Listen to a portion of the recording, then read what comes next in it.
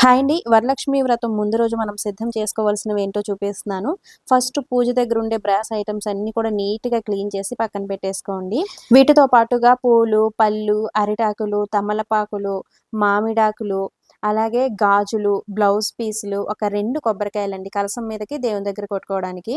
అలాగే మీరు అమ్మవారి ప్రతిమలు ఉంటే గనక అంటే ఫేస్ అవి పెడుతూ ఉంటారు గదా! సో, నా దగ్గరైతే సిల్వర్‌వి ఉన్నాయండి. అవి కూడా తీసి పక్కనైతే పెట్టుకున్నాను. అలాగే మనం తోరం తయారు చేసుకోవడానికి తెలుపు రంగు దారం కావాలి.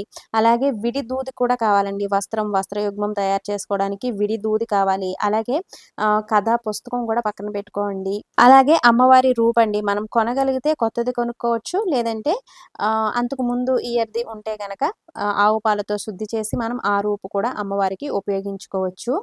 ఇంకా అమ్మవారికి పెట్టడానికి చీర, జాకెట్ కూడా పక్కన పెట్టుకోండి. ఇంకా పూజ దగ్గర మీకు తెలుసు కదండీ! పసుపు, కుంకుమ, గంధం, అక్షింతలు, వత్తులు, అగరవత్తులు, హారతి కర్పూరం ఇవన్నీ కూడా మనం ముందు రోజే సిద్ధం చేసుకోవాలి.